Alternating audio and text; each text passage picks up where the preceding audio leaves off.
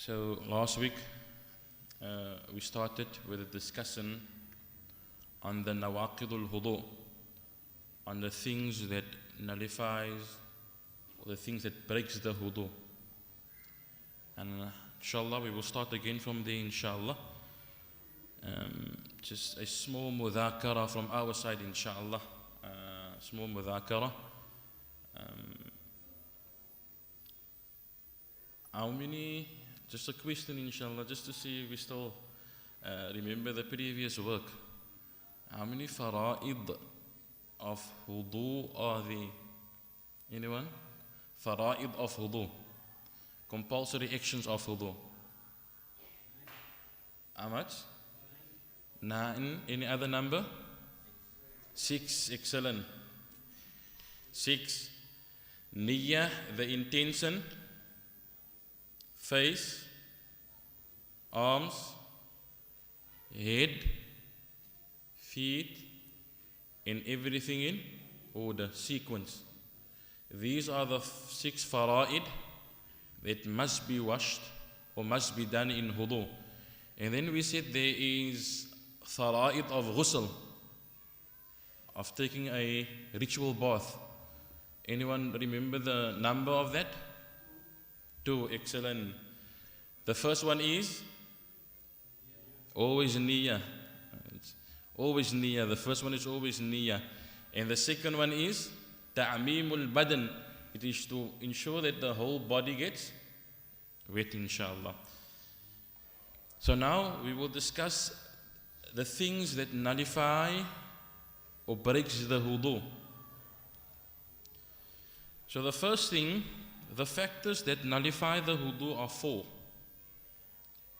Anything that comes out from the private parts, front and the back. Whether it is something normal that comes out, or whether it is something foreign, like a stone, like a stick.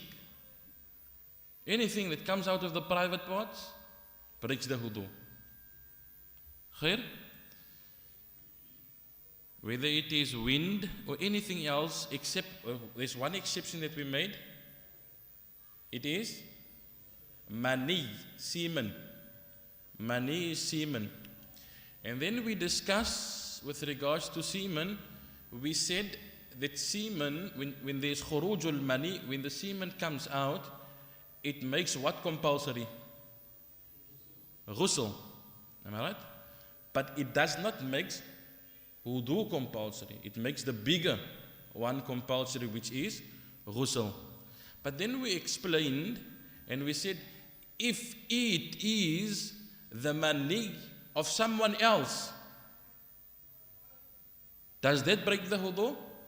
For example, and I have to be explicit with my examples, a person had intercourse with his wife the previous night, and then it happened that she did not reach a certain level, and the next morning his mani comes out of her private part. So it is definite that the mani is not, the semen is not the wife's semen, but it is the husband's semen. So that semen breaks the wudu when it comes out of the private part of a female. Not her own semen, but the semen of someone else. Khair? And then I forgot to mention last week that when there come wind out of a mayyit, does his wudu break? For example, we see that urine comes out, or there comes some dirt out. Samihni, ek pak vir imam vasgehou en ek gaan gou uittrek, inshallah. Samihni.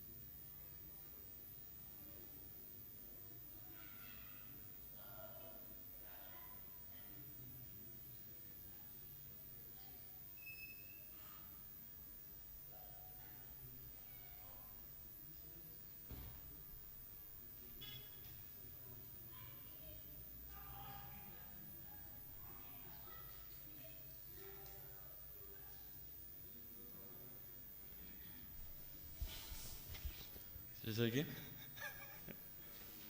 Khair, inshallah. So we said, if it is the money of someone else, and the person is 100% sure that this is not my semen, then that only breaks the wudu and not necessitates ghusl. And then we said, if we have the mayyit and we make ghusl of the mayyit, and it happens that we take the wudu of the mayyit, does the wudu of the mayyit breaks when there comes out stuff from the private parts? The answer is, La yanqudul wudu, the wudu does not break. What is necessary from our side is to remove the najasa. What is wajib upon us is izalatun najasa. It is to remove the najasa. But to make a wudu after that, or say that the maid's wudu breaks, it does not break. You know? Normally we say by the janaza, we will come to that inshallah. So anything that comes out of the private part, and then a question was asked last week. As iman a bag het, does his wudu break? Right? Catheter, catheterization. Does the person whose wudu break? So what normally happens is, when they do the catheterization, they put a tube in the private part of a person, am I right? Understand? So now what happened is, that stands as the private part, am I right? So now it drops and it comes out there. So whatever comes out there breaks the wudu. Whatever comes out breaks the wudu. Remember our masala that we discussed last time, when there's a hole made in the body of the person, for him, if the hole is temporary, are you with me? If the hole is temporary and it's below the navel, whatever comes out breaks the wudu. If it is above the navel, it does not break the wudu. Okay? Whatever is below the navel, so whenever they have that, they do it normally below the navel for the stuff to come out. So that breaks the wudu. And then the question was asked, if it happens that this person does not, that it keep on dropping there in the bag. That's the question, am I right? It keeps on dropping in the bag. So what happens to this person? The ulama makes mention that he first have to look at, let's see, we first clean the bag, and then we try to make salah with a clean bag. But if it is that it keeps on dropping, there's not even 1 minute stop or 2 minutes or whatever.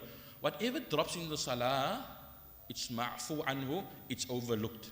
Are you with me? By this person we call a da'imul hadath, a sahibul udhri, a person who has an excuse. So when does this person take wudu? He takes wudu when the waqt of salah enters. Are you with me? The same like I mentioned last time, the mustahada. Are you with me? When she takes wudu. So that masala is clear. That's the first one. Anything that comes out of the dubar, the kubul, anything that comes out there, illa al-mani, except the mani. Wa ma'nahu, and the meaning here is the mani of the person, of someone else. If someone else's mani come out, it breaks the wudu. If your own mani comes out, it is yujibul ghusl. خير. والثاني زوال العقل بنوم أو غيره إلا نوم قاعد ممكن مقعده من الأرض. The second one is loss of intellect through sleep or other causes, except sleep while firmly seated on the ground. Very important. So if a person sleeps, his wudu breaks. Are you with me? But if a person sleeps in this condition, مقعده mutamakkinun bil ard, his buttocks are firm on something. It does not necessarily mean the earth. It doesn't mean the ground. It can be a seat. It can be anything that guarantees that some firmness there. There's some firmness. If there's firmness and the person sleeps like this, his wudu does not break. Are you with me? His wudu does not break. You know, someone asked me, Maulana, nou as ek slaap, if I sleep, and someone sat next to me and I lay in sleep, and when I wake up, he tells me that I didn't fart. Does my wudu break or not? En toe sê ek hom, kan die persoon 'n fyn poepie hoor? You know, so his wudu break. When the person sleeps, his wudu breaks. The only exception to the rule is when he sleeps in such a condition, his buttocks are firm on something solid. Khair? So when we say zawalul aql, ulama makes mention of 4 things. An-nawm, as-sukar, sakran, al-ighma.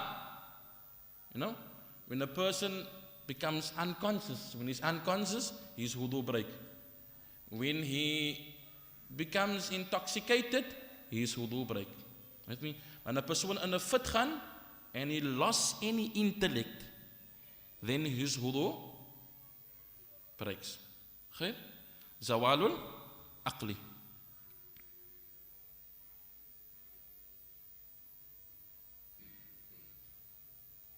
And then number 3 is الثالث التقاء بشرتي رجل وامرأة كبيرين أجنبيين من غير حائل. Skin to skin contact between an adult, non-mahram, which is marriageable, male and female without a barrier. This is very important. You know, in the Ahnaf, in the Hanafi madhab, and you touch your wife, la ba'as. And then some scholars say when it's done with shahwa, with desire, then you break wudu. But Imam Shafi'i's madhab is whether it is with desire, without desire, when there is skin contact between male and female. Are you with me? The conditions is stipulated here. There's 5 conditions stipulated. How many conditions? 5. The first is it must be skin to skin. So for example, I touch my wife's hair. Is that skin to skin? Is it skin to skin? So does my wudu break? Nope. If I touch my wife with a glove on, does my wudu break? If I touch my wife while she have clothes on, does my wudu break? No. The thing is, it must be skin to skin. That's a very important condition.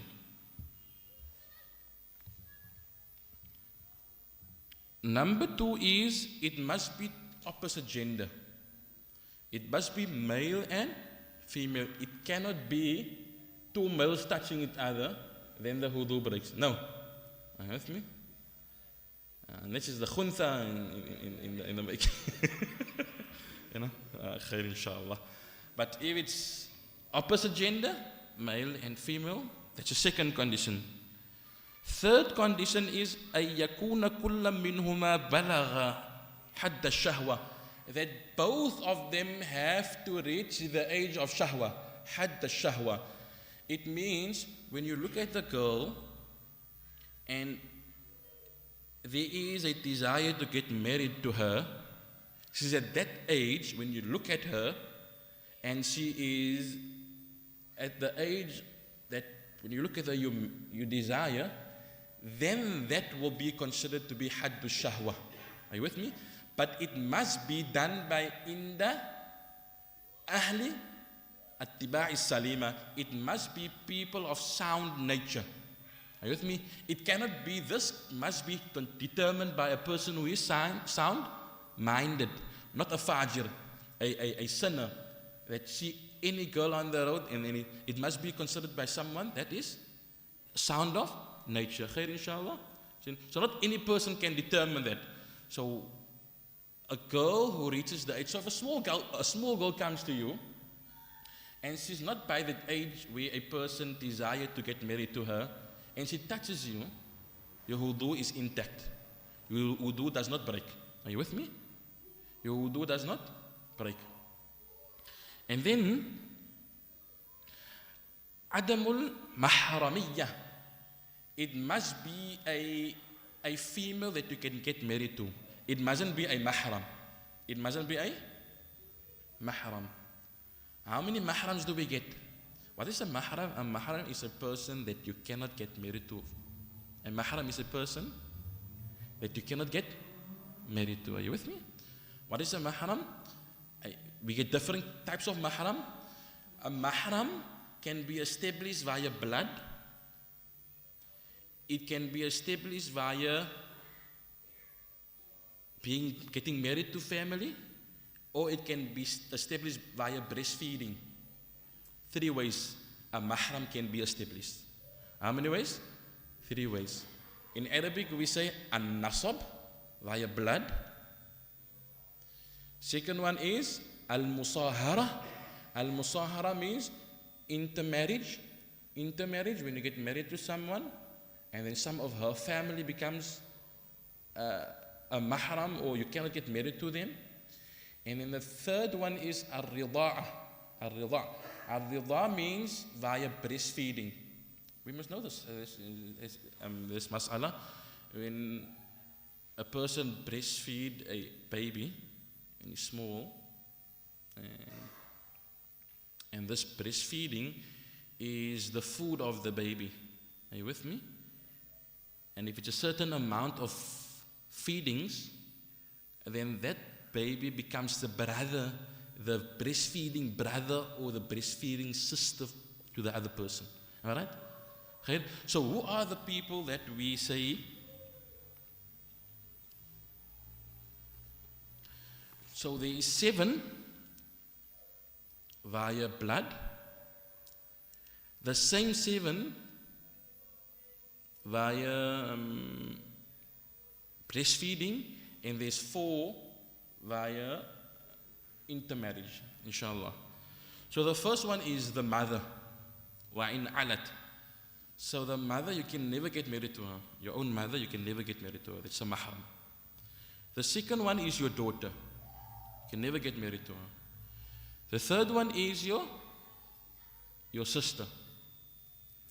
The fourth one is your paternal aunt. Number 5 is your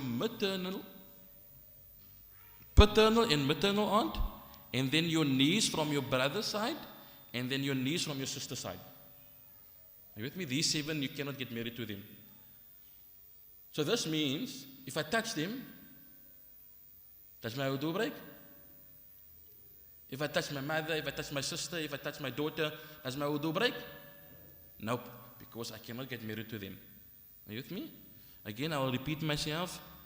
Mother, daughter, sister, paternal aunt, maternal aunt, niece, which is from the brother's side, and the niece, which is from the sister's side, which is the sister's daughter and the brother's daughter. Okay? That's the 7 that you cannot get married to. The same 7 via breastfeeding will also be haram. Meaning your breastfeeding mother, your breastfeeding daughter. What does that mean? What does it mean, your breastfeeding daughter? A daughter? Say again? So I heard someone ask the question, what do you mean by breastfeeding daughter? So he said, your daughter that breastfeed you. Your daughter that breastfeed you. Allahu Akbar. Actually, so what is meant by that is, your wife, any girl that got married or was breastfed by your wife, that's your daughter, breastfeeding daughter, and so on, so forth. 7 of that, and the same 7 which is via blood will be the same 7 via the rida'a, which is via breastfeeding. And then we have the 4, which is via intermarriage. It is zawja wa illam yadkhul bil bint. it is your mother-in-law if you did not consummate the wedding or consummate the marriage with the daughter. Are you with me? So you cannot get married to your mother-in-law if you did not وَإِن لَمْ يَدْخُلْ بِالْبِنْتِ, even though he did not consummate the marriage with the daughter. So at all he cannot get married to the mother-in-law. Are you with me? You cannot get married to your mother-in-law even though. So for example, you were married to a daughter and there's no consummation of the nikah. Am I right? You did not have any intercourse with the daughter. Am I right? So you cannot get married to the mother at all. Whether there was consummation or not, you cannot. Now the second one, وَبِنْتُ الزَّوْجَةِ إِنْ دَخَلَ بِالْأُمِّ, and the daughter of your wife, meaning your stepdaughter, your stepkin. That is if you had intercourse with your wife, with the mother. Are you with me? So for example, I get married to the mother and I did not have intercourse with the mother. Can I get married to the daughter? Can I get married to the daughter? Yes. Are you with me? The condition is that for you to not get married to the daughter, there must be intercourse. Number 3 is wazawzatul abi. It is your stepma, basically, the wife of your father, the wife of your father, which is your stepmother. Wazawzatul ibni, and your daughter-in-law, and the wife of your son. Why? All these comes in the Quran. حُرِّمَتْ عَلَيْكُمْ أُمَّهَاتُكُمْ وَبَنَاتُكُمْ وَأَخَوَاتُكُمْ. Inshallah, if you have time, inshallah, I do not have time to explain the verse, but if you have time, inshallah, go to the end of حُرِّمَتْ عَلَيْكُمْ أُمَّهَاتُكُمْ وَبَنَاتُكُمْ وَأَخَوَاتُكُمْ. I think it's the 4th juz, or the 5th juz. The 4th juz. In the last verse of the 5th juz, or the 4th juz, inshallah, you read the verse, inshallah, and you see the translation, inshallah. So Allah subhanahu wa ta'ala mentioned all those which is haram upon you to get married. Okay? And then number 4, it is massu qubulul adamiyyi min aw halqati dubrihi bi batni ar-rahati aw bitun al-asabi. It is to touch the private part with the inside of the palm. So what they mean here, if you make your hands like this, whatever touch each other will be considered to be the inside of the palm. So this, if you touch your private part with this, then whether it is your dhakar, penis, whether it is the female's private part, or whether it is your backside, if you touch it with the inside, then your wudu breaks. Are you with me? Now, for example, I wash the maid and I touch the private part of the maid. Does my wudu break? My wudu break. Does his wudu break?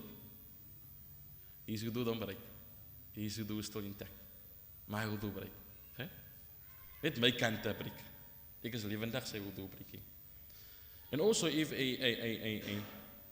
a person, for example, a female is there, and I touch the female's forehead, does the wudu of the maid break? La, the wudu of the maid doesn't break, only my wudu break in that case. Okay? Are you with me?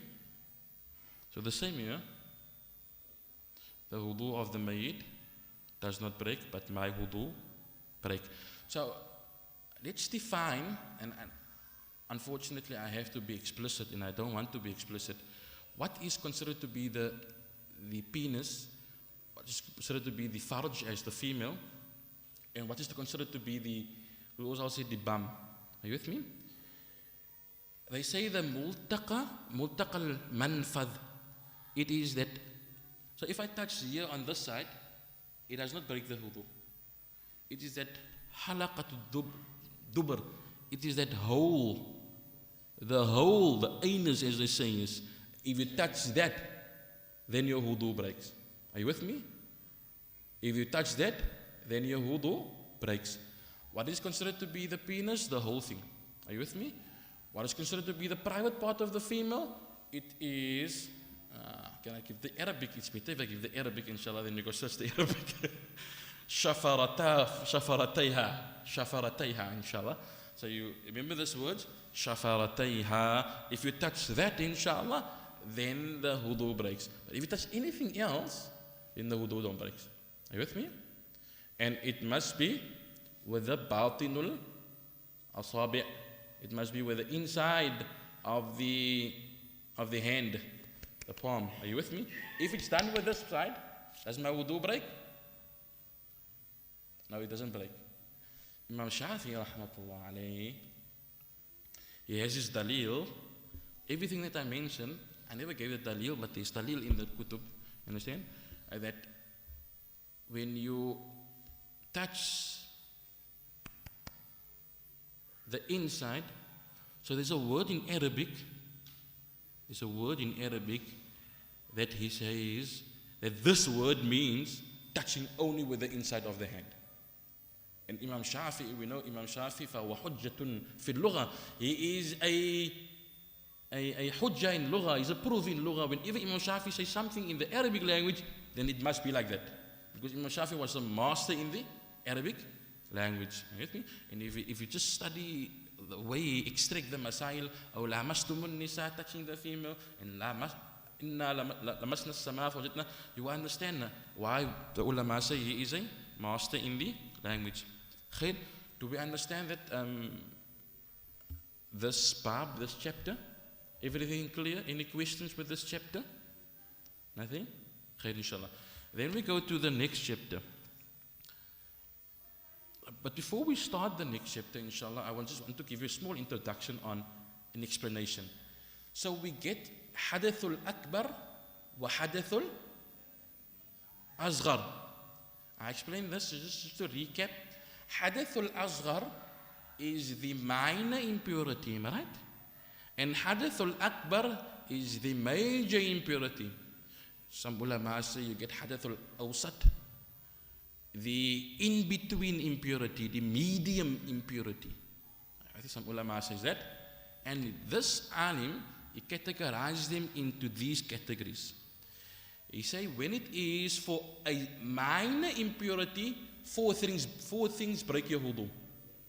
When it is for a minor impurity, four things break your wudu. When it is for a junub, which he classify, you can say also Hadath Akbar, ulama say Hadath Akbar, he says 6 there. Are you with me? For a junub. And for a female that's in hayd, he say 10 things break her wudu. Are you with me? So we will discuss that. So remember we have Hadathul Akbar and Hadathul Asghar. Let's see what breaks the wudu for what a person who does not have wudu cannot do.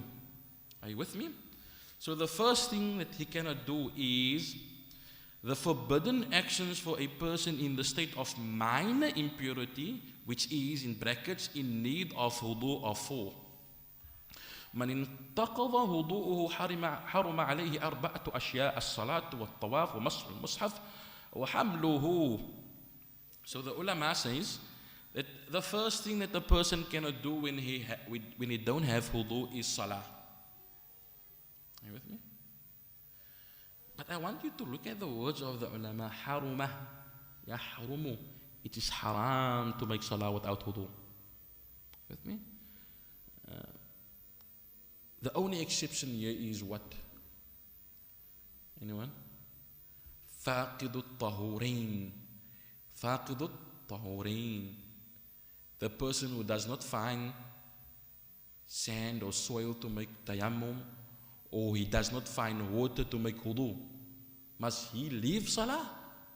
We call this person faqidut tahurain, the person who does not find water to make wudu, he does not find soil or sand to make tayammum.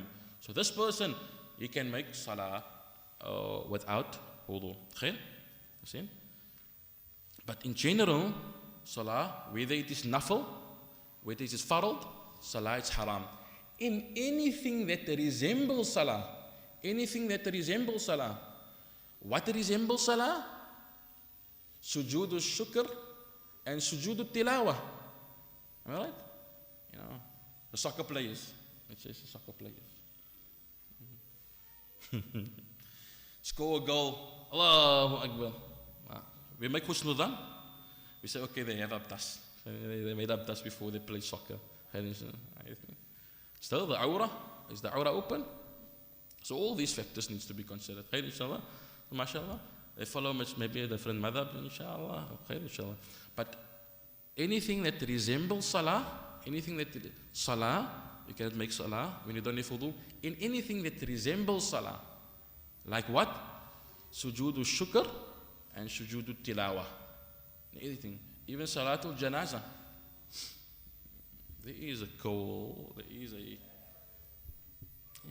weak narration or a weak qawl. Let's say a person can make salatul janaza without wudu because of conditions, right? But that's not considered in the Shafi'i madhab. It's not mu'tabar, it's not our view. We say for every salah, naflan, fardan, whatever salah it is, you need to have wudu. So it is haram to make salah. Number 2 is tawaf. Whatever tawaf it is, tawaf ifada, tawaf qudum, whatever tawaf it is, naflan, fardan, wajiban, any tawaf it is, which is a rukn or not, tawaf, it is not permissible to make without wudu. Because the Prophet ﷺ said that tawaf is like bimanzalati salah. Tawaf is like salah. The only difference is that in tawaf you can talk, in salah you cannot talk. It's the only difference. But tawaf is the same hukm of salah. And then wa massul mushafi, and to touch the mushaf, the Quran. لا يمسه إلا المطهرون تنزيل من رب العالمين. Surah Al-Waqi'ah. You know? So when you touch the Quran, you must have wudu. Okay? Even if it is one page of the Quran, you must have wudu. And then number 4, وَحَمْلُهُ, and carrying the mushaf, carrying the Quran, you must have wudu. Now for example, I carry the Quran, so I have a few books. I have the books here, I have this book, and I have the Quran on top of this book. So I have 3 books and I have top in the Quran on this book. Can I carry that? Yes, I can carry that. Are you with me? So if you carry any luggage, any books or anything with the intention that I'm not, in the Quran is in between there, and you're carrying with the intention that I'm carrying the luggage, then you can carry it inshallah without wudu. Okay? So these are the 4 things that is haram for a person who does not have wudu. And then وَيَحْرُمُ عَلَى الْجُنُبِ سِتَّةُ أَشْيَاء. The forbidden actions for a person in the state of major impurity, which is in need of a ritual bath, are 6. What are the 6? As-salatu wa-tawafu wa-massu al-mushafi wa-hamluhu wa-lubthu fil masjid wa qira'atu al-Quran. Salah, tawaf, touching the Quran, carrying the Quran, reciting the Quran, and to remain in the masjid. This is for a person who's in the state of junub. This is for a person who's in the state of junub. So he cannot make salah. So if a person, so what is junub? Let's define junub. Junub is any person who had intercourse and mani came out, or he had a wet dream and mani came out. Are you with me? Then this person, 6 things is forbidden and haram upon him the previous 4 and 2 added. So the previous 4, which is tawaf, salah, touching the Quran, or carrying the Quran. So there's 2 extra for him. What's the 2 extra? Al-lubdu fil masjidi, to stay in the masjid. So a person he got a wet dream, or he had intercourse, whatever it is, he cannot sit in the masjid. Can he pass by? For example, alhamdulillah, we have now, normally certain masajid have 2 or 3 doors, right? So a person come from this entrance and you want to pass to that entrance. Can he do that in the state of junub? Yes, he can do. Awnu ubur is permissible for him, just to cross, just to go from one place to another place. But as for sitting in the masjid and staying in the masjid, this will be haram for a person. Okay? So it's the 5th one. And then number 6 is وَقِرَاءَةُ الْقُرْآنِ, to read Quran. بِقَصْدِ نِيَّةِ الْقُرْآنِ, with the intention that I'm reading Quran. So for example, a person read Quran,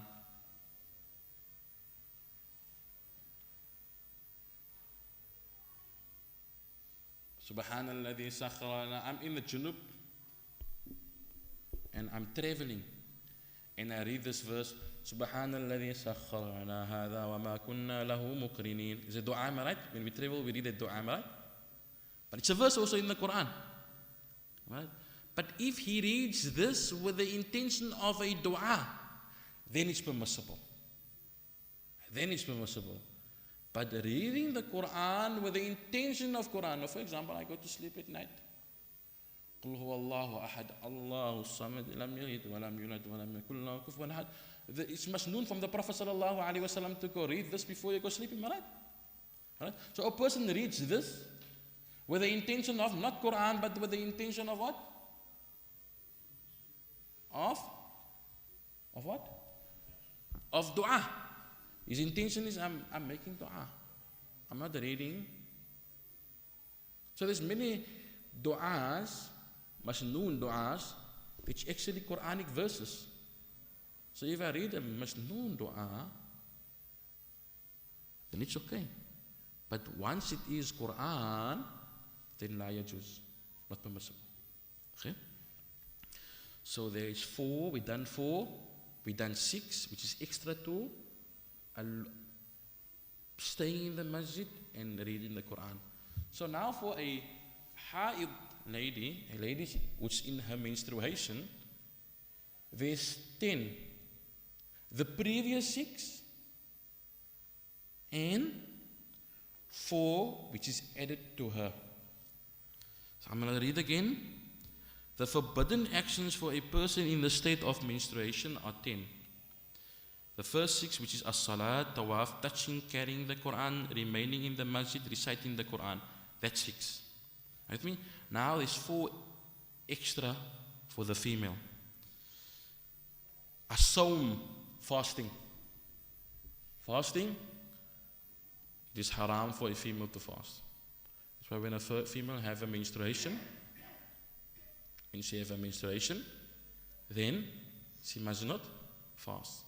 She can respect those who fast around her, which she must do by ons is so in die kamer gaan sit wanneer almal klein bietjie water gaan drink of 'n klein bietjie eet. Don't eat a KHP in front of everyone now, make everyone hungry. Okay? So take it easy, inshallah. But she must stay away from fast. And now she must make up that fast. But she does not have to make qada of the salah. Hadith of Aisha radiyallahu anha, that kunna nu'mar, we were commanded to make qada of fast. And salah, we were just left alone. The Prophet sallallahu alaihi wasallam didn't command us to make the qada of salah. Okay? Then we have number 8, at-talaq. It is haram for a husband to give his wife talaq in her menstruation, in the period of her menstruation. The question is, does the talaq take place? Does the talaq happen? We call this talaq bid'i. In our terms, we call this talaq bid'i. It's haram to make talaq. For a female, the husband cannot, he should not make.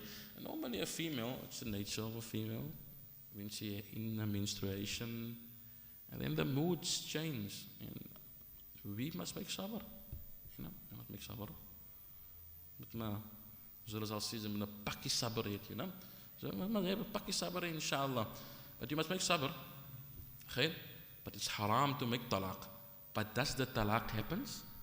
Hadith of Ibn Umar, radiyallahu anhu, Nabi Muhammad sallallahu Umar came to the Prophet sallallahu alayhi wa sallam, in Umar that my son, he made talaq of his wife whilst he was in the menstruation. Then Muhammad sallallahu commanded, فَلْيُرَاجِعْهَا, take her back. And then after that, if you wish, then you can talaq her. In that period, it's haram. A person is sinful when he does that. Right? خير. والمرور في المسجد إن خالفت تلويثه. Number 9, to pass through the masjid for a female woman who thinks her blood might soil the masjid. So if a female is in a menstruation, so normally we said the junub, he can pass through the masjid, am I right? But he cannot sit in the masjid. And then for the females, she cannot pass through the masjid with a condition. If she fears that her blood will fall on the carpet of the masjid, or she will make some mess in the masjid. Okay? Now we have this called technology, right? In Arabic we say technology. Now we have that thing, so are you with me? So there's no fear of a person making talweeth and messing in the masjid, are you with me? And this rule doesn't only apply to a ha'idah, it applies to any person who fears that he will make his najasa fall on the carpets of the masjid or makes a mess in the masjid. For example, a person he has a wound that it might just spill the blood or it might make mess in the masjid. It's haram for him also to pass through the masjid. The same hukam applies for him. And then the last one is وَالْإِسْتِمْتَاعُ بِمَا بَيْنَ السُّرَّةِ وَالرُّكْبَةِ, and to take sexual pleasure from that which is between the navel and the knees. With me? So the husband can enjoy everything of a female except that which is between the navel and the knees. بَيْنَ السُّرَّةِ وَالرُّكْبَةِ. So anything can happen. He can kiss, he can do whatever he wants to. Imam Nawawi was of the view that you can do, like other madhab, you can enjoy everything, but besides entering, basically. Okay? See? So these are the 10 things haram for a female. And I will conclude with this, inshallah, is that the only two things, or the only things that, so when does this thing stop being haram for a haid? At the time of making a ghusl, or at the time of stopping, the period stops? At what time does this thing stop becoming haram upon her? That's the question, am I right? The question is, so for her to make salah or tawaf, must she first make a ghusl, or does it mean the stop of her menstruation? Having intercourse with her at the stop of her menstruation, or must she make ghusl? That's the question. Are you with me? All these 10 things. So when it comes to fasting and talaq, the hurma or the prohibition stops when the blood stops bleeding, when the blood stops, when the haid is done. So he does not have to make a ghusl. So for example, the female's haid stop, Fajr, let's say Fajr is 5 o'clock. The female's haid stops at 10 to 5. Is it a must for her to make the ghusl, or must she just make an intention and start fasting? That's the question, right?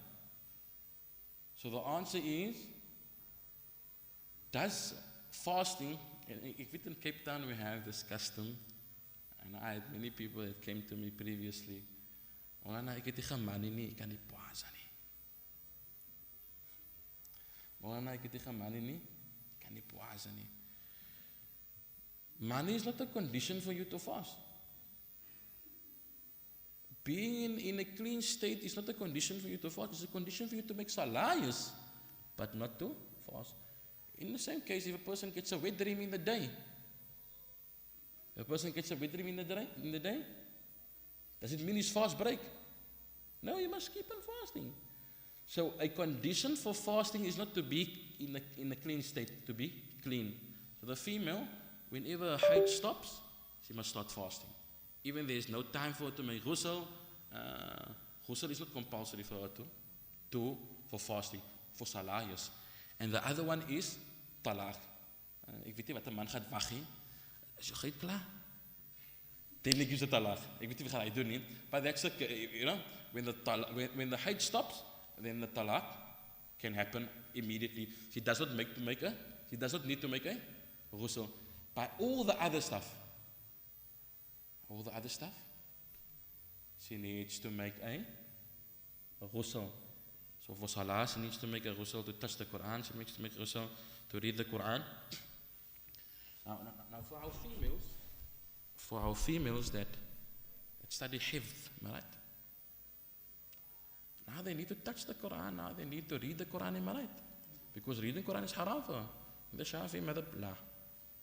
She cannot read at all in the Quran.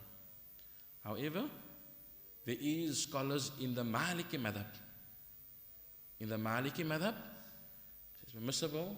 Why? Because he might forget, and there's imtihan, and there's all these things that's happening nowadays. So it's permissible for her to read the Quran in that period. But in the Shafi'i madhab, la yajuz illa li du'a'in, except for du'a and something else. Khair? Allah subhanahu wa ta'ala give us tawfiq, inshallah, to understand and to practice upon what we have learned. Is there any questions that is unclear?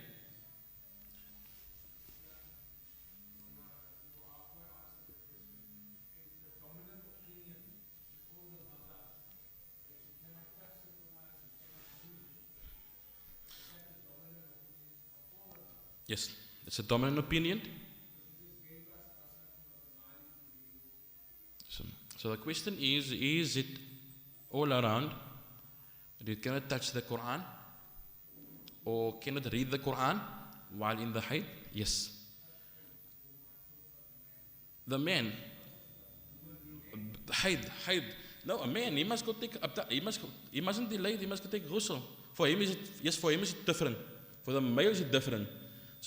So when it comes to the female, it's different. Why? Because haid, it is from Allah. Junub is from himself. Yes. Your normal condition meanings? Touching without wudu. You cannot, it's haram to touch the Quran. It's the dominant opinion of the madhahib. You cannot touch the Quran. The question is it a dominant opinion? Yes. Madhahib says, nope, you cannot touch the Quran without wudu. So when it comes to haid, the exception is Imam Malik. Imam Malik says, read the Quran. Some ulama is even so strict. Within the Shafi'i madhab, the desk that the Quran is upon, you cannot touch the desk also. In the Shafi'i madhab, the desk that's the Quran upon, you cannot touch it. That's the, some ulama strict. Can you use a pencil when you don't have wudu? Yes, you can. But if it's one page, nope. Then that's almost like touching the Quran. Okay? So there is strict masail when it comes to touching the Quran. The best is you don't touch the Quran Obviously, when there's a reason when the Quran falls and you want to make ihtiram of the Quran, try to find something to prevent that of happening. But the dominant view is that haram to touch the Quran while you're not in the state of wudu. Okay? Any other questions?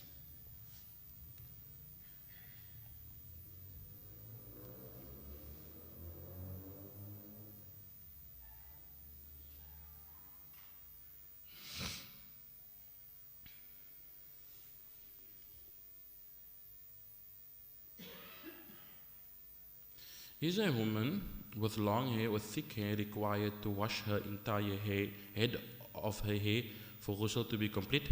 Naam. She must wash all the hair for ghusl to be complete. She must untie the hair if it's made into whatever it is. She must ensure that all the hair gets wet and the skin underneath gets wet. That's a condition, that everything must be wet for her wudu, for her ghusl to be completed. Okay. Alles. Because it can only be wet when you do everything. With me? When she have tafa'ir, when she have this, hoe dit die nou? Die vrou mense het, met hulle vastmaak je haren. You know? What do you call that now again? Gevlechte haren or something like that. She have to loosen. If it is that there's fear of water not reaching all the body parts or all the hair or the head, then she must loosen it. If it's difficult, it's a different story, but she must try her best to loosen it, inshallah. She must watch everything. Okay. Any other question? Dreadlocks, hulle moet losmaak. Hy moet alles losmaak, hy moet dreadlocks genoem, daarom sê dreadlocks. Hy moet losmaak. You know? He make it difficult upon himself. So each by himself, so he must loosen it, the dreadlocks. I know you want to sell it maybe in the future, understand? But he needs to loosen it. Any other question?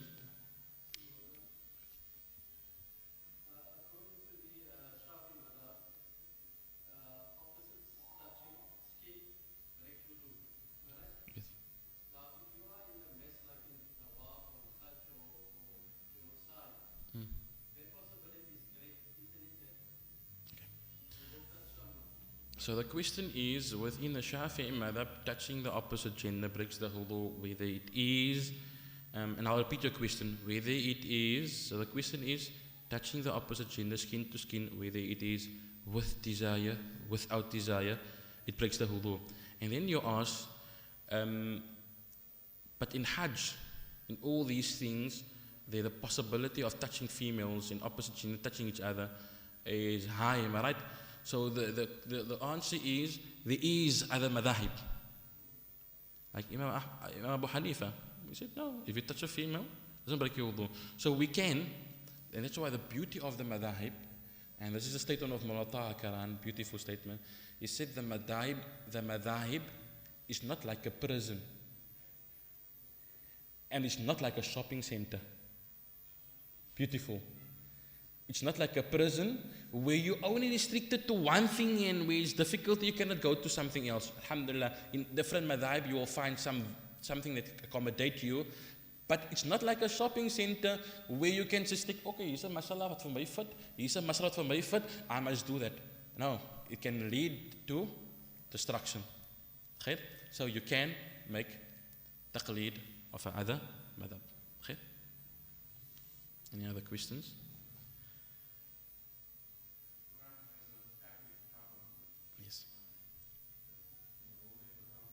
Yes, some ulama, if the Quran have a cover over it, some ulama says nope, even if it have a cover over it, but some ulama says if it's separated and it can be separated, then yes, you can touch it. So there's a difference of opinions, so both can be followed. Inshallah. But the best is, don't do it. Ahwat, we always try to take the ahwat, the most cautious view within the madhab. I think we will conclude with it, inshallah. Subhanallah bihamdi, subhanakallahumma wa bihamdika, nashhadu an la ilaha illa anta, nastaghfiruka wa natubu ilayk.